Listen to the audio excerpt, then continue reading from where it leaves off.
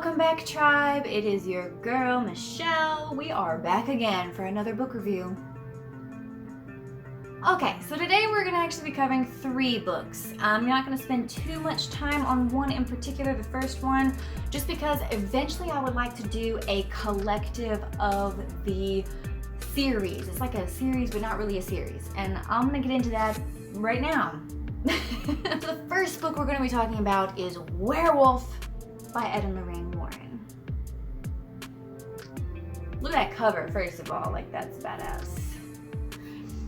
So this is actually a bit of non-fiction. In my opinion, it is written like fiction.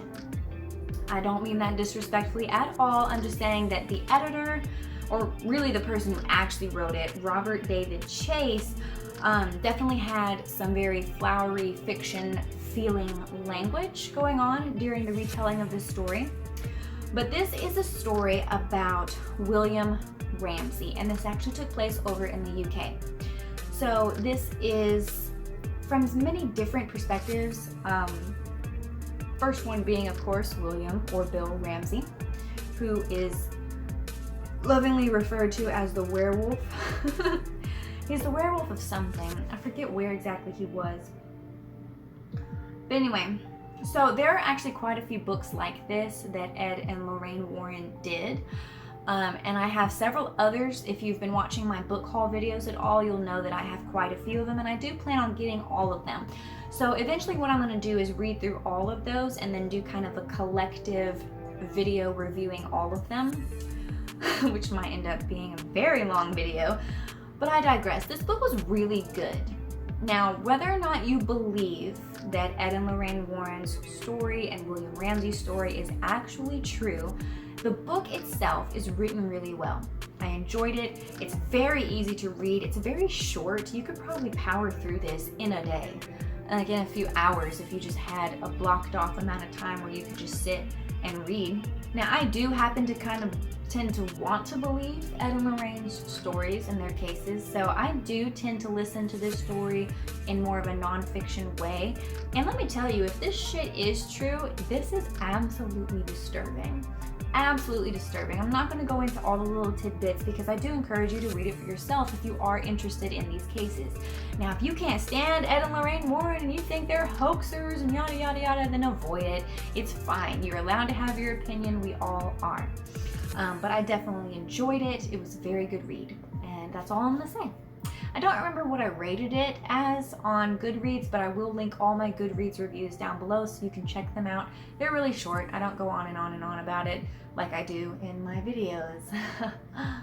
Now, the next book I want to talk to you guys about is actually a book that I got in my first ever Abominable Book Club box, and that is The Others by Sarah Blau. You guys know I butcher every freaking person's name, but you tell me, is it Blau, Blue, Blow? I don't fucking know. Okay.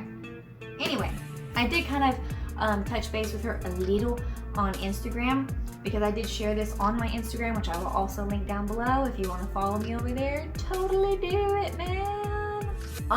This book immediately intrigued me because it's about a group of women who basically kind of like formed a pact back in their college days where they were not going to have children. And they looked at it almost from a religious aspect of, you know, like there are women in the Bible who chose not to have children. This is over, I believe, in the Middle East. Tel Aviv? Is that in the Middle East? I want to assume so. Where the predominant religion and culture is Muslim or Islam. The religion is called Islam, right? Please forgive me for that. Like, I promise you, I'm not trying to be disrespectful. I just literally don't know. I'm like deaf, dumb, and blind when it comes to most religions because I don't partake in them. So you guys let me know. Either way, highly religious area of the world, and these women do tend to get bashed a lot by the culture, by the men, and by other women who think that it is just the womanly duty to settle down and pop out a bunch of kids. And there's nothing wrong with that, but I did kind of connect with the main characters in their desire to not have children. And I feel like over in America, that's a way more accepted mindset. You know, not every chick over here has to pop out babies just to be considered a useful member of society. Now, if you want to, that's great. Like, motherhood is a beautiful, beautiful thing. I've watched my sister give birth to my 2 nieces. She's a wonderful mother. It is something that just kind of comes naturally to her. But it's something that I just know deep down inside me I don't want. Like, I've never felt like a mom, and I don't feel like there's anything wrong with that. Like, I don't feel broken. I've literally had women in religious circles say, "What's broken in you?" because I didn't want to have kids. And I was just like, nothing. I don't want to have kids. And if I don't feel like I want to have kids, why would I then have kids? Let's get back on the book so Michelle can stop ranting about her personal life. That's never a good thing. So this book was not like my super favorite. Now, again, like I've said in previous book reviews, you're never gonna hear me give like an outrageously negative review unless it calls for it. This is a very solid book. It's a very good story. It's very interesting. It's also a very short read, so I mean, like, it's not gonna cost you anything emotionally or time-wise to sit down and read this book and check out and see if you like it for yourself. It wasn't necessarily my cup of tea. And I don't know if that was because I had a hard time relating to the main characters. I went into the story thinking I would relate to them quite a bit just because we were on the same page of like not having kids. But then when you get more into the actual like pettiness and drama between the main characters, it really just turned me off. And it really just reminded me why I don't have many female friends. And I know this. I mean, I say this knowing full well that I myself am a woman and have partaken in this petty bitchiness, but I just can't stand that. I cannot stand the typical female mindset when it comes to other women, like that just overbearing, judgmental bullshit that women put each other through. And we don't all do it. Now, I will say that most of us have done it at some point in our lives, but eventually I would hope, grow out of it. Plenty of women in this world have taught me that no, they don't grow out of it. But I feel like that's why a lot of women who are kind of like me or have similar mindsets as me don't have a lot of female friends. And those female friends that we do have, we hold tight to. And we tend to have similar mindsets and opinions on that type of behavior. Because honestly, it's disgusting, it's despicable. Why do you have to go around being jealous of each other all the fucking time? Just be happy for each other. Back to the book. So yeah, so after kind of like being inside the head of the main character and just getting like this petty bleh feeling, I kind of clicked off of the story. I don't know if this is technically considered horror. I would consider this to be more of a thriller, more of like a murder mystery type of a situation. I wouldn't say it was a horror novel. It is a good book. It's a very solid book. I want to say I gave it like a 3 or 4 out of 5 stars on Goodreads. So yeah, it's very well written. It's very interesting to get into the head of the main character and kind of like have that first person, viewpoint. So I did like it. I did appreciate it. I appreciated the story because I believe this is based off of a real life murder mystery type situation. But it just really wasn't my cup of tea. But I do encourage you guys to check it out just because, it is still a work of art. It's very interesting. So go check it out if murder mysteries or thrillers are your thing. But yeah, there you have it. The Others. And the final book I want to talk about in this book review, I actually finished today. Now I'm filming this way in advance of releasing it just because I want to get my feelings about it out when they're still like really genuine.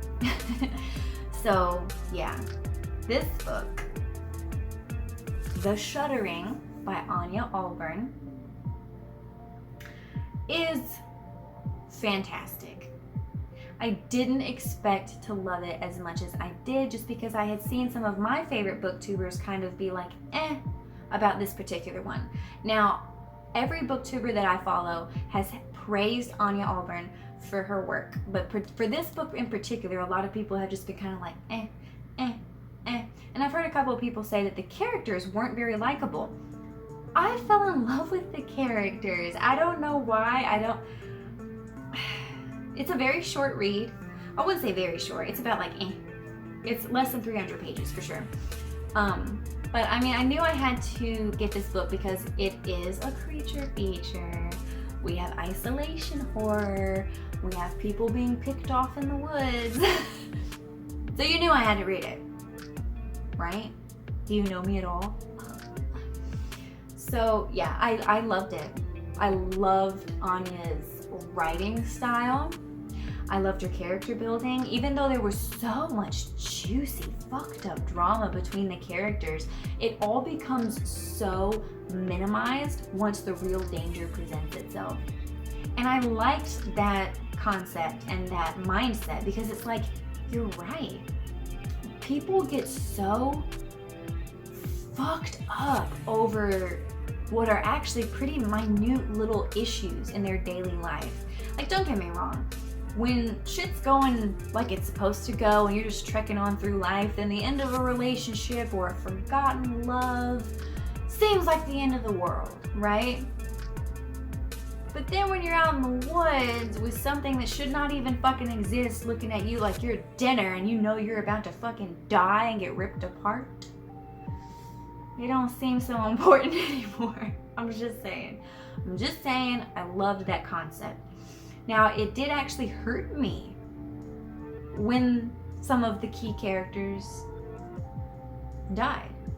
Now, I know that's kind of a spoiler, but I'm just going to tell you straight up, this book is one of those books that if you're wanting and hoping for a wholesome, great ending where someone makes it out, you're going to be disappointed.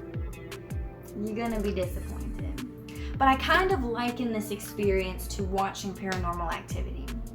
I love Paranormal Activity. I haven't seen all of them, so don't like ruin my whole life saying, oh, well, that one was horrible and the franchise is stupid. I saw the first one. I think it was in theaters. And I fucking loved it. That's just like my whole type of thing. Found footage, you feel isolated even though you're in a fucking city with a million other people. Anyway, besides the point, back to the book. That's the kind of feeling I love. You're led along this story with this very abrupt, ominous ending. And you get this very unsettling feeling like this story is going to continue even though it's ended. Which it does. There's this huge, I wouldn't necessarily call it a cliffhanger because you pretty much know how it's going to end, or you can guess. But like with the ritual that I gushed about forever, this one I'll probably be gushing about forever because it gives you that creative licensure in your own head to kind of pick up where this ends and play it out in your own mind. And I appreciate that. I like that. Of course, with this particular story, it took a darker turn than my mind did for the ritual. But I really enjoyed this book. I really did. And even though some people might say it ended badly or that the characters weren't very likable, I liked all the characters. I felt like I could potentially connect with all of them, even the ones that were like, ew. And it's a really fucked up story. It's a really fucked up story. Read this with the preparation of knowing you may feel some emotional damage at the end of it. But I loved it. I loved this story. I loved the way she writes, the way she creates her characters, the way the characters themselves were thinking and feeling and acting. The descriptions of the creatures and the gore, it was beautiful and bloody, and I loved it. So where an author like Darcy Coates makes you feel comfortable with the creep factor, Anya goes all the fucking way, and she tries to disturb you with the creep factor, and I loved it. I fucking loved it, and I'm glad I started with this one because I feel like this one gives me a little taste of Anya Alburn's writing, and I do actually own the Devil Crept In, so I am going to start on that one in the near future as well. So I'm so excited to continue reading her work. And I gave this one a 5 out of 5 because I'm serious. Like, even though I may have slightly spoiled the ending, even though the ending doesn't have the best outcomes for your characters, it has the best and most sensible outcome for the story itself.